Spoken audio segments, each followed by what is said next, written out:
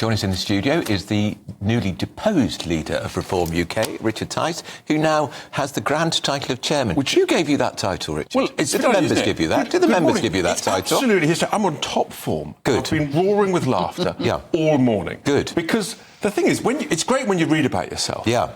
And it's even funnier when it's written by someone who claims to be a serious journalist. Personal abuse, Richard, gets you nowhere. But you've had your say. Yeah. When actually the information contained therein is so inaccurate. Right. If it had been written by one of your trainees, you'd have fired them. Right. So let's just run through OK. it. So, you said I was blindsided. Yeah. We've been talking about this for months. When did he tell you? OK. Well, you said it was a coup. When did he tell you? We've agreed this. It was all when did he tell you? We talked about it. When did he tell you, Richard? Right. Your details are all completely wrong. Right. OK. So, first of all, we agreed this months ago. Right. I've been urging him to do it. Right. So it was just a matter of timing and when. Okay. Right. You then said that I was in Skegness. Yeah. No, I wasn't. Right. I was in London. Right. Right. You said that Ben Habib was rushed back to be there. Ben wasn't there. Right. I was in London. Yeah. You then said that, in a sense, we were astounded. We had agreed. I had been urging. When did he tell you? We agreed it When some did he time tell ago, you? and I was urging him to push on, to change the decision. I urged. And the great thing is, when we actually went to it, we talked about it on Friday, we talked about it on Saturday, we knew we had to get on with it, and so it was great. The only thing is, and you saw it yesterday, actually, which is the key thing that was holding back the decision was actually, I think, security. And you saw it yesterday about the security. Well, and that was disgraceful. And that was disgraceful. So, but the point is, if you're going to write stuff based on sources, surely a good journalist would make it accurate. If there's 10 separate bits in the paper, in the first column, that's completely inaccurate, Andrew, Richard, surely the thing to do, if you're that inaccurate, isn't the thing to do to apologise? No, Richard, the point about this story is this. You don't work for a political party. It's a company. What other political party can have a leadership change on the say-so of one person? Was the membership consulted? No.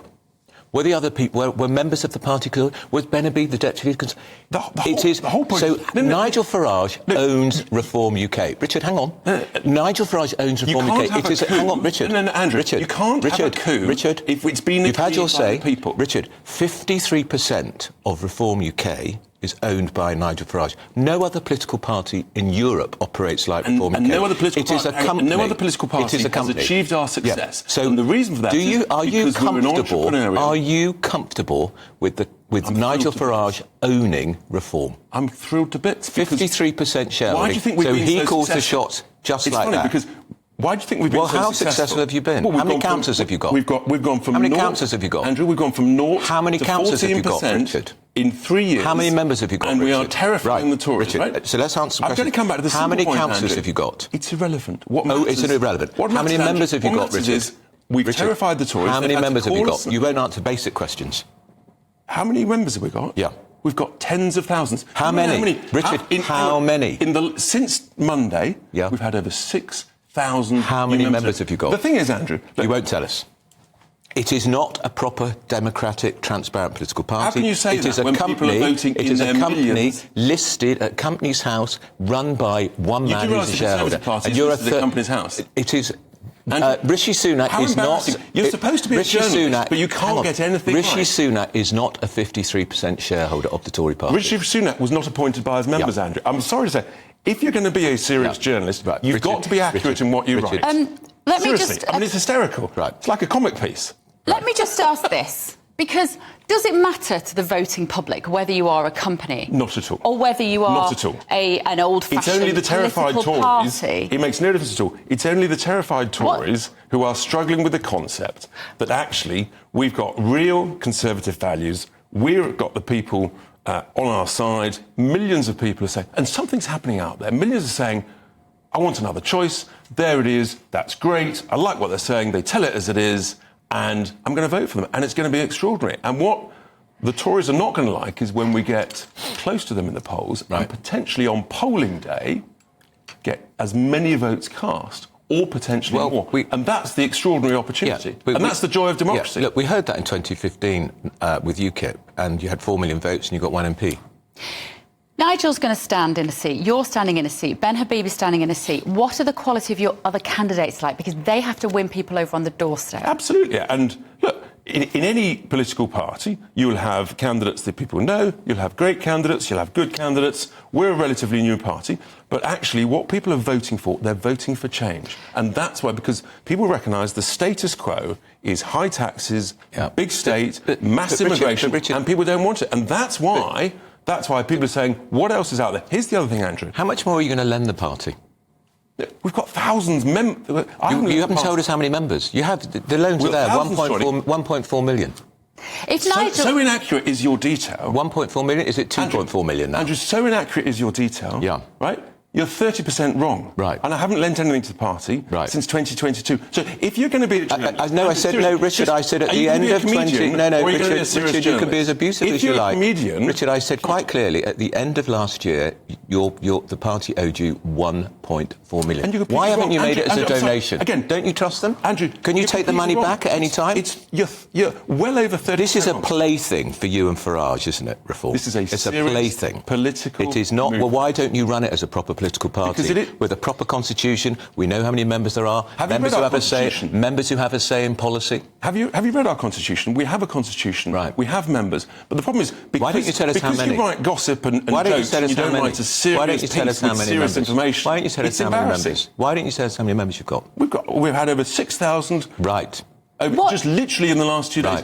How many did the Tories mark? When did the Tories last tell you how many members they've got? I thought you were trying to do things differently to the Tories, Richard. So, but you can't try and compare us to the existing... Labour would tell you they've got 450,000. The Liberals will tell you they've got 250,000. Why don't you tell us how many you've got? We've got tens of thousands of members. We'll confirm it when we're ready. Right. What made Nigel change his mind from I'm not going to stand because America is as important as here to changing his mind? Look, as he's absolutely rightly said, Sunak jumped to the election because he was worried about the rise of reform and because he was worried that Rwanda wouldn't be a deterrent. And the judgment for Nigel was do we go for it full steam ahead? We'd agreed the plan ages ago. It was all about timing. And then he said, yes, no, do I, don't I? And here's the other thing. So we knew from early January about the polling in the particular constituency because that was all over the Sunday. Oh, it was another error of yours. You said it was in February. It wasn't in secret. It was in January. Right. Yeah. Look, the reality is, when we were campaigning last week on Friday, the noise and the enthusiasm was extraordinary. So we talked on Friday night about some details. We talked and is that for Nigel, or is that for Reform? We talked and liaised again over the weekend, on Saturday, on Sunday, on Monday, about the details of the timing of what to do, what's the right thing to do. And that's why this was extraordinary. And I'm absolutely delighted. Is this about enthusiasm for Nigel or for Reform? Because it's... He is charismatic. Look, it's all of those things, and it's enthusiasm for the policies. Nigel's the best-known politician in the country, and it's remarkable, particularly amongst the young. And there's a real significant shift, which is very exciting. Right. Chairman of Reform. Well, what do we call you now? Chairman. You are the chair. Or are you a chair? Or are you a chair? No, I'm a chairman. Very good to hear it. Woman is. Very glad to hear it. Yes, I certainly do. Let's ask you about the unacceptable face of campaigning yesterday when Farage was, not for the first time, attacked by a woman with a milkshake. Richard, that could have been much more serious. Yeah, it's horrific. It happened in 2019 when we were in Newcastle, I think it was. And it is very scary because you don't know what it is. And obviously the fear is it's something dangerous, something chemical. So it's a very scary moment. And the impact it's why it's such a difficult decision for someone like Nigel to say, yeah, I want to go for this again, because you've got all of that.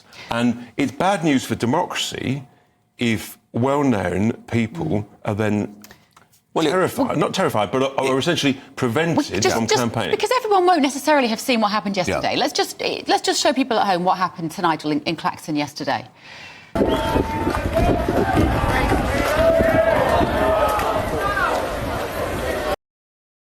My milkshake brings all the people to the rally. That was Nigel's TikTok response, and that is where he is different to everybody else. Because do you know what my teenagers said last night? Nigel Farage is so cool, Mummy. I saw the TikTok that he did where he got the milkshake in his face. That is so different to how Sunak and Starmer would have responded to that. Completely, because what you don't know when it happens at the moment is, do you wipe it away? Do you dab it away? What is it? Is it acid? Those are all the sort of... Yeah. And so, it's a scary thing, and I think people should respect that, and we're very grateful that I think both Sunak and, was it Yvette Cooper? Yeah, they on the made very it. main parties, condemned the activity, the actions, and it should be condemned. And frankly, I mean, just whoever she is, just a juvenile moron. The thing is, actually, we will get hundreds of thousands of more votes. Based on the fact that people think this is wrong. This is not how to conduct a democratic debate. And there is suspicion that she is attached to sympathy to the Labour Party. But the worry about this, Richard, is that some politicians who don't really want to engage with the public, like Farage does, will think they can withdraw. Yeah, and that's terrible. No one benefits from that, because there are too many people who already think, well, I never see my MPs. Do I trust them? They don't do what we ask them to do. And so if people withdraw and are less accessible, then that problem becomes even greater. And, we have seen 2 murders in recent years, tragically, of MPs, not well-known MPs, well-loved MPs, of course. And so it's very grim, it's very tough, and I know that's why actually it's been such a big, monumental decision to say, I'm going to go back on the front line, commit for a period of time, and go for it. And it's a real thing. And that's why the whole standing thing is so significant. It's one thing doing an air war. It's another thing standing right on the front line. Was he all right yesterday after that milkshake? Was he shaken up by it? Yes, Nigel Farage? obviously everybody's shaken up, but once it's not acid, you just got to push on, and you saw him brilliantly enjoying a milkshake. And he turns adversity to his advantage. If you've been that divisive and that unpopular for so long, nothing touches you. I mean, metaphorically, he's fearless, and that's where he's different. But the popularity is changing so rapidly, and that's what we saw on Friday and Saturday, and that was really influential and very exciting. Richard Tice, good to Lovely see you.